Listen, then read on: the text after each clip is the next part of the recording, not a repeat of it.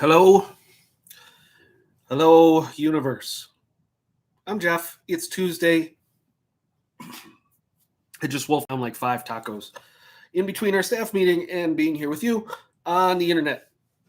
So, pardon my weird voice and swallowing. Anyway, it is Tuesday, February 8th, and I'm excited today to talk about last Sunday's service, last Sunday's message, what's coming up this Sunday, maybe some bits of theology, some some answers to questions that maybe you have if you are watching live and want to comment with some questions. The phone lines are open, as they say. So, what's going on this week? Well, we just had a staff meeting. That was really good. It's always fun to meet with the gang and catch up and review what happened the previous week. And what happened this last Sunday was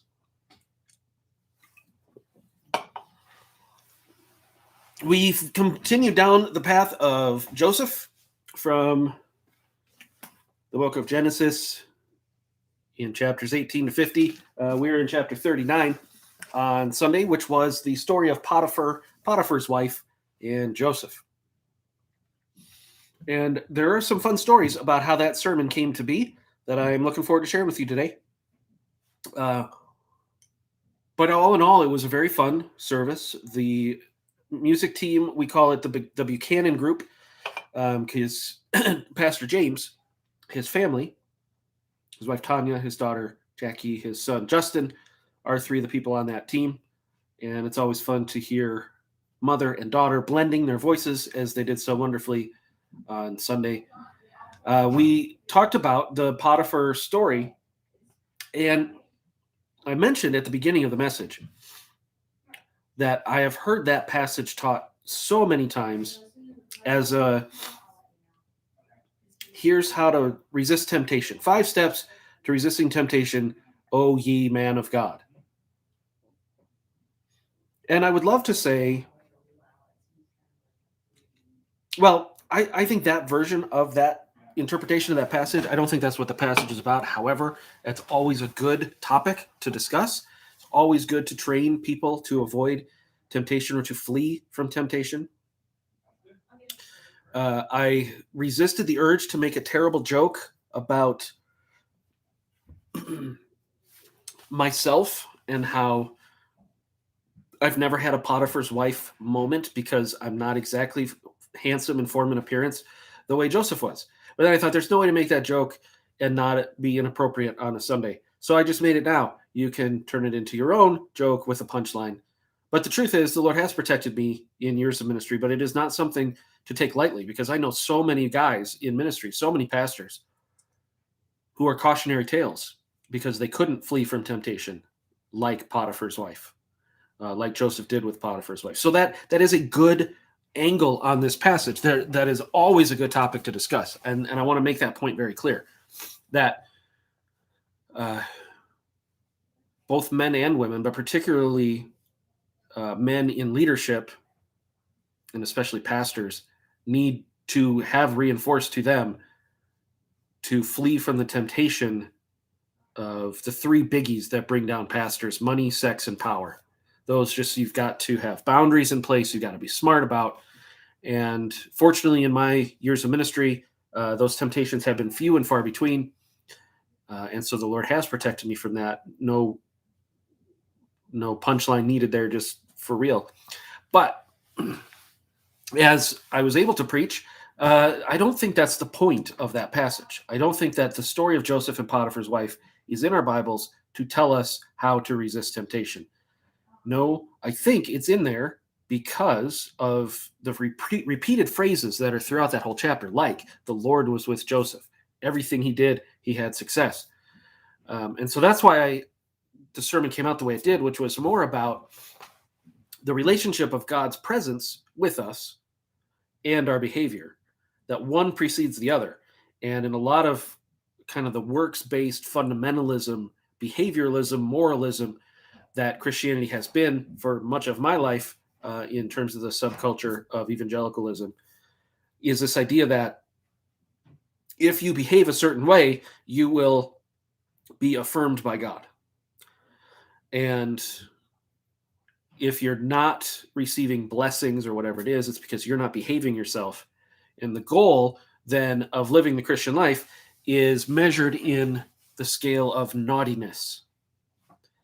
And I'm not sure, no, I shouldn't say that. I am completely sure that that is not what the gospel teaches, and that's not what the New Testament teaches. And as we saw on Sunday, it's not what the Old Testament teaches either. It is the presence of God with us that allows us to make holy choices because he has given us his favor and his presence. So we get it backwards. If you behave yourself, God will be with you. No. If you're not naughty, God will pour his favor upon you. No. God poured his favor on Joseph, and Joseph then was able to resist temptation. I think that's the order of operations in salvation.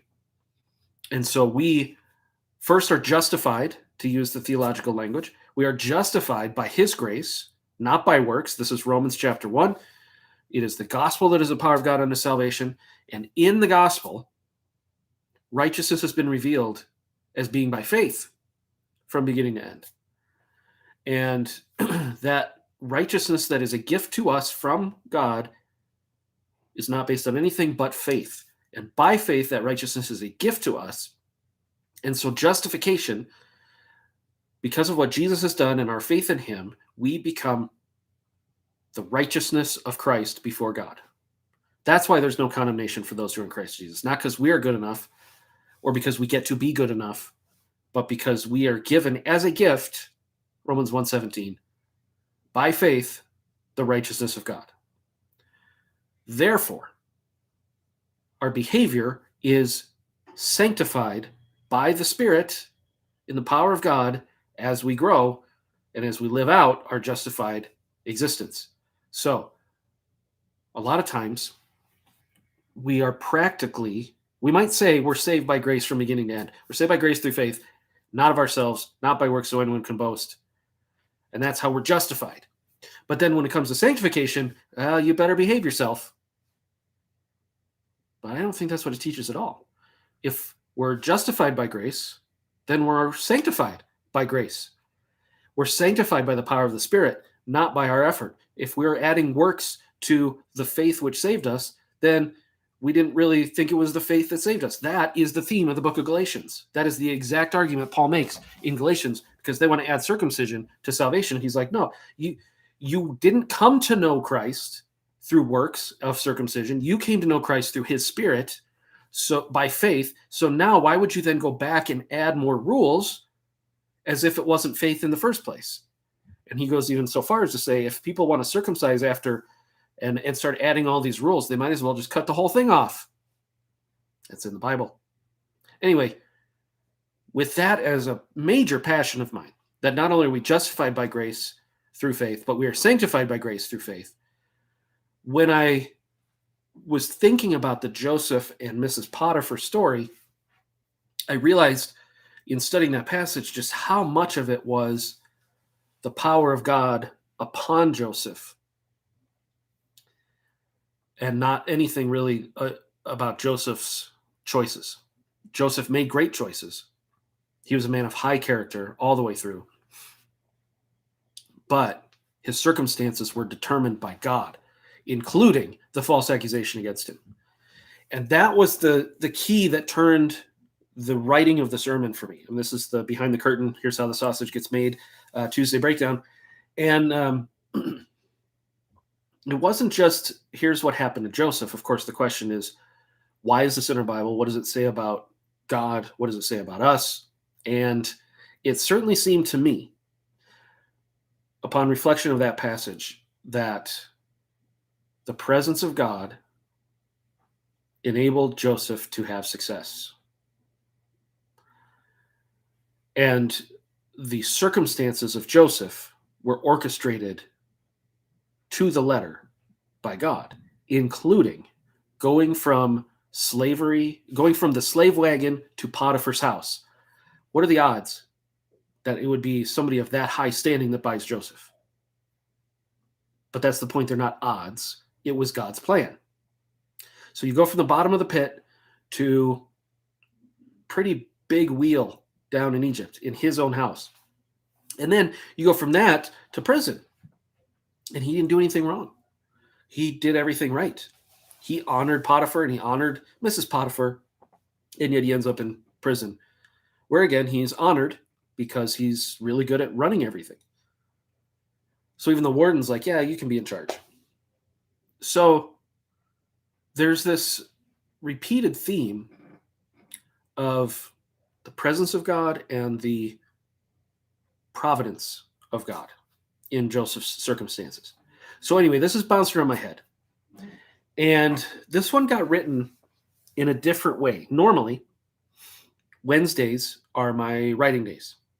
So I come in on Wednesday and I tend to close the door and block out everybody, and I read a bunch of commentaries like this one, and I study and I look at the text and I pour it over it and I figure out what's the outline in the text, and it takes more than just a few minutes, that's for sure.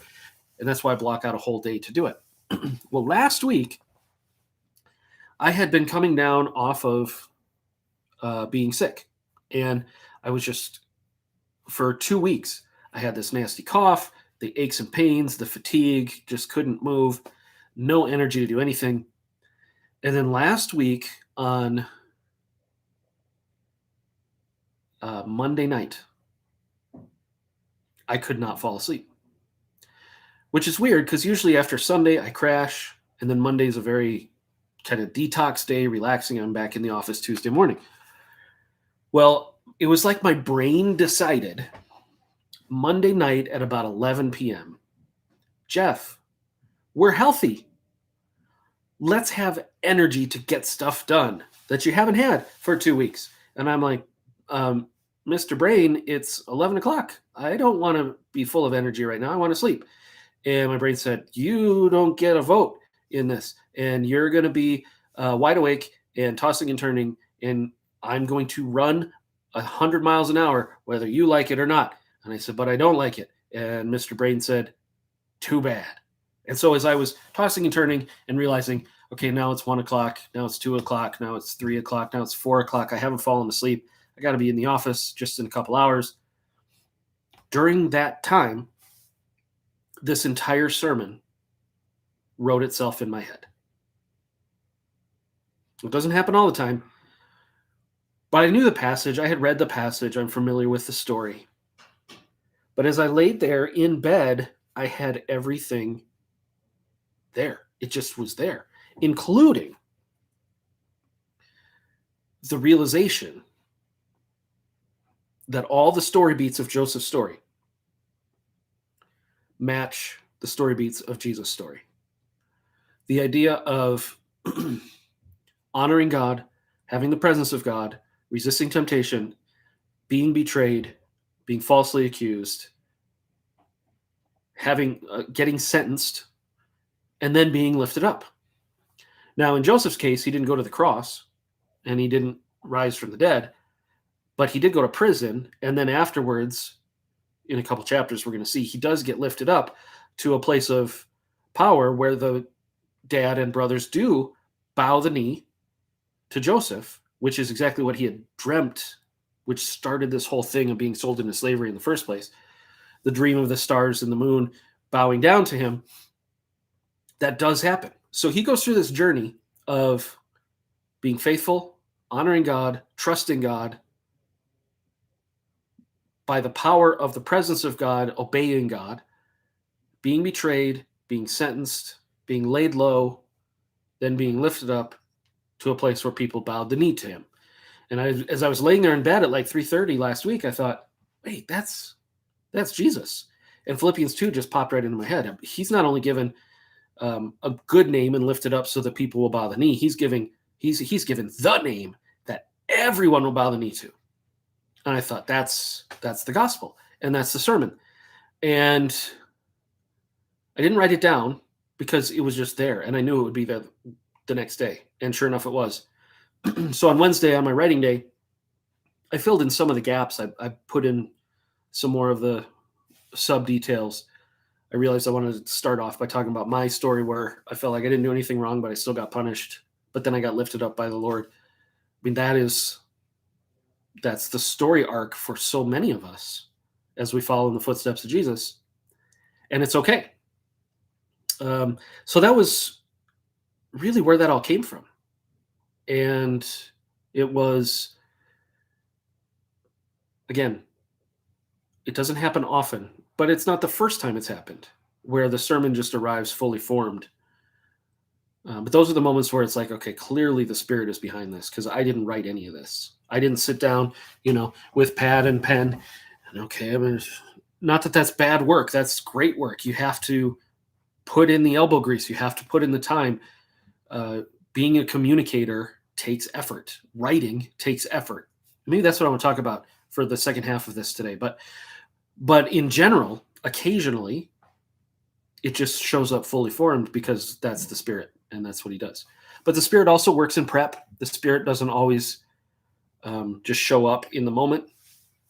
So like when our music team rehearses Thursday nights, or when Carissa or Tanya are putting the services together, they're prayerful about it. They're thoughtful about it. And I trust that the Spirit is working in those moments just as much as he would work on a Sunday morning when they're led to repeat a chorus or swap out a song, or when a particular passage comes to mind while I'm preaching. That happens all the time where I'll be talking about something and then I'll be like, hey, that sounds just like this. And I'll throw in, it's kind of like when Paul says in Corinthians this. Usually that's not written. That is usually the Spirit reminding me in that moment of this supportive passage that then gets preached.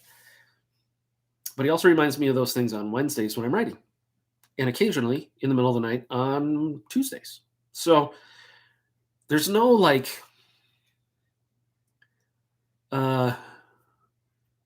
there's no formula for good writing.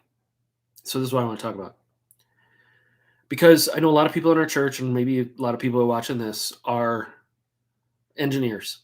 They love the process. And I like talking about the process. That's what I love about doing these kind of breakdowns. But I have learned over the years, as a writer, as a songwriter, as a musician, there really is a mystery to the creative juices.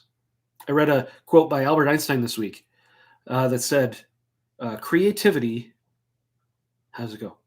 Creativity is the residue. That's the word I was trying to think of. Creativity is the residue of wasted time.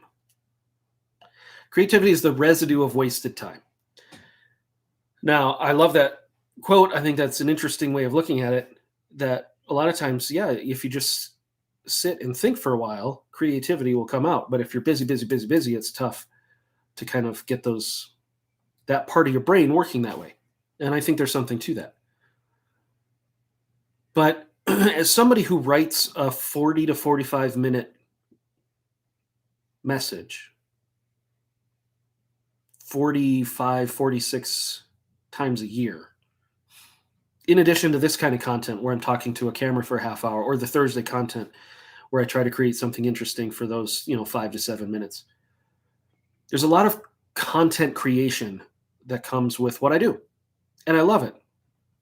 And I think I have a spiritual gift that God has blessed me with to be able to do that well, because a lot of times it isn't me. And that's what I love to confess in these Tuesday breakdowns, is that wasn't me. That was totally the Holy Spirit. But there is some level where obviously I have worked hard to be good at it. And as somebody who's been doing this for a long time and who does a lot of it on pretty much every week, I just want to take the time to let you all know it's still hard work. It's not digging a ditch hard work. It's not being up on a ladder with a hammer hard work. Or maybe the hard work that you're used to, or what you do for a living. And I appreciate that. It's not high-end physical labor. But I have great respect for creative people who can be creative on call, who can be creative on command, because that's usually not how creativity works. The metaphor I always think of as a songwriter is like you got a toothpaste tube, and the best songs are at the back of the tube. And metaphorically, then what does that mean? How are you going to get to those songs? Well, you have to squeeze out all the bad songs. You have to get all the toothpaste out of the tube to get to the gold that's at the back, which means a good songwriter, a great songwriter, has written hundreds and hundreds of terrible songs. I mean, unless you're like Mozart rare, or I guess I would say, well, I don't know. I almost said like Tom Petty because he's one of my favorite songwriters. But I'll bet he would have said when he was alive that he wrote a lot of stinkers as well, because that's the process. You don't strike oil on your first dig, and you don't do that if you're writing music. You don't do that if you're painting a picture. You don't do that if you're writing a sermon. It takes repetition. It takes time. And that's why a lot of times I'll say, I am fully capable of laying an egg this Sunday.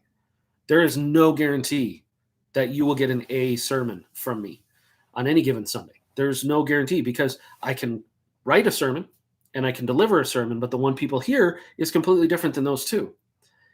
And sometimes I'll write an A+ sermon, but I get up there and I feel like I deliver a C-. And then somebody will come up and be like, it changed my life. It was the best sermon I ever heard. And I'm like, what? That one? That happens. And then there are other times where it's like, yeah, I wrote maybe a B sermon, and it sure felt like it was an A+ when I was going. I mean, I was full of passion. I felt the Spirit moving, and nothing. Radio silence. Just kind of crickets chirping about if anybody caught anything from it. So I am a terrible judge of how what I do really impacts people. But I love what I do, and I love writing, and I love creating, and I love being creative. But I want to just let you all know, if you want to try that, if you want to be creative in any sort of artistic arena, and there is definitely an art to public speaking. It's not just a science. But whether it's painting or crafts or music or whatever it is that is artistic for you, it's totally okay to roll up your sleeves and work hard at it and stink, because that's how it gets better. Like the old, how'd you get so good at music? I hear this all the time. Not all the time. I mean, that sounded really bad. People are always coming up to me telling me I'm great at music. That's not what I'm trying to say. But occasionally when people find out that I am a musician, or that I play drums or I play guitar, like what I'll get a lot is, oh, that's the one thing I always wanted to do. I always wanted to learn how to play guitar, but I never got around to it. Or they'll come a couple weeks in a row and see me at one instrument one week and at another instrument the next week, and they'll come up to me like, how did you learn how to do that? And the answer they don't want to hear is the correct answer. I put in a lot of time. I worked really hard at practicing and studying. I learned my scales. I learned my drum rudiments. I worked hard at it because I love doing it. If you want to be a good preacher, and some people out there might want to be a good preacher, here's the thing. You got to have the courage to stand up in the pulpit and stink. Or the metaphor I use around here all the time is, if you can't hit the curveball, you can't be in the majors. Like, if you can't hit a curveball, they're not going to keep you on the major league team. Well, how do you learn how to hit a curveball? Let's just go down this baseball metaphor. How do you learn how to hit a curveball? You have to stand in the batter's box and swing and miss at thousands of curveballs, so that when you recognize one that's coming, you don't panic. You know exactly what to do because you have struck out at many of them. And that's a huge part of what I do for a living, is creating content that could really fail and being okay with that. And realizing later that the content I created that I thought was gold, nobody cared about, and the content I created that I wasn't too excited about changed someone's life. It doesn't matter. Once it's done and out of me, it's going to be what it is. And I'm struggling all these years later of even being okay with that, because I have an ego like everybody else, right? And so I want people to like it just because I did it. But that is not the deal that the Lord made with me. My affirmation is not the point. The transformation that the Holy Spirit does through the proclamation of God's word is the point. And I am a very, very, very, very, very, very tiny pawn in that game. And you know what? It's a freeing thought. That is a freeing thought. And even this half hour that I do every Tuesday, I love not being prepared, because I like being able to say, well, this is just me, and I don't assume that any of this is going to be worth your time, which is why I'm always so like, you're awesome if you've given me any of it, let alone a full half hour. But the Lord is the one who wants to work on our hearts, and he's the one who gives us gifts of various kinds. And there's you could fill a warehouse with things I don't know how to do. You could fill the Grand Canyon with stuff that I don't know how to do, that I'll never know how to do. You know why? Because I didn't put in the time. It doesn't interest me to the point where I will work at it for hours and hours and hours. But I'll bet there's something that interests you in a way that you would. And that's a blessing. That's a wiring that your creator has given you. And it doesn't always, I mean, yeah, if you can find a way to make a living doing that, that's ideal. But even if it's just a hobby that can fill you, to find out what that is. Because if the Lord is in you, he is going to give you the gifts, and he is going to stimulate something in you that you're going to want to develop so that other people can be blessed. That's a beautiful thing. And for some of us, it's writing a sermon or writing a song or playing guitar. For others, it's, I want to cook a meal for somebody who's in need. I want to go visit the elderly shut-ins. I want to sit back in the tech booth and try and solve technological problems so this church service can go on. Whatever it is, that equipping, it comes from the Spirit, and then you get to partner with that. The Lord who made you and knows you is going to poke at those parts of you that you love. And he's going to say, yeah, I made you that way to love that. Now let's work together to make this impactful for others. I think that's kind of how spiritual gifts work, and natural gifts. You might be born with an ability that other people don't. I'm amazed every time we do a Super Sunday and Eileen is up there just back and forth between Spanish and English like it's no big thing. Even when Ali is teaching, and he'll switch from Spanish to English in the middle of a sentence, her translation will do the opposite. And it's just like, how did you do that? And if you asked her, she'd be like, I've always spoken two languages. It's just the way it goes. And for the rest of us, it'd be like, it would take me years of study and practice. What a blessing, what a gift that she gives our church. So I guess my point is, what is that for you? What is it for you that if everyone else kind of looked at it and said, wow, how did you figure that out? And be like, well, I was either born doing this or worked really, really hard at it, but it's going to be something. And I know sometimes you hear that and you might say, but I don't know what it is for me. And that's fair too. And that's something maybe to lean into in prayer and say, Lord, show me what it is for me. Because I hear Jeff talk and he's excited about it and he's put in the time and he loves it. And what is it for me? I'd love to be able to find that. It's worth the time to ask the question and think about it. All right, I have a minute and a half left on my countdown. So this coming Sunday, super exciting thing happening. I have a friend who was the New Testament professor at Liberty University in Virginia for many, many years, until he and his wife started doing this prayer sessions with the students at the college that turned into a huge revival, that turned into a huge ministry for them. And now they are missionaries of helping people pray through difficulties, training other people to pray for other people. His name is Don Love. His wife is Jennifer. Their website is praythroughit.org.com, praythroughit.something. You should look it up. Anyway, he's going to be here this weekend. Saturday, he's going to work with our elders and deacons. Sunday, he's going to preach. We're going to continue into Genesis 40, Joseph interpreting the dreams of the baker and the cupbearer in prison, which is all about hearing from the Lord. And that's kind of one of the key components of their ministry. So it's going to line up perfectly with what he does and wants to introduce. And I want him to introduce to our church their ministry. And he will also then be around after Sunday, all the way through Wednesday night, next Wednesday, not tomorrow, but next Wednesday's Wednesday night, family night stuff here. So he can have the most access to as many of you that wants to get to know him. Either he'd be willing to pray with you if you're going through something and would like caring prayer for you, or to train you on how to have that kind of caring prayer for others. So I think you should totally take advantage of that opportunity. I will be teaching the elements class this Sunday, so I can get to know some of the new people here at the church, and that's going to be pretty cool. But I'm really excited for the Loves, and you should check out their website if you're interested in that. So, yeah, I didn't see comments, so I hope it's okay that I filled the time. And being creative takes a lot of work, but it doesn't always look like work to somebody who's watching. And so that's why I wanted to kind of explain it a little bit today to all of you. So thank you for those of you who are watching now. You're awesome. Thank you for those of you who watch later. You are also awesome. And if you never watch this, that's fair, but you're still awesome and you are still dearly loved by your maker. And so have a wonderful time the rest of the day and tomorrow. And I will be back Thursday with more creative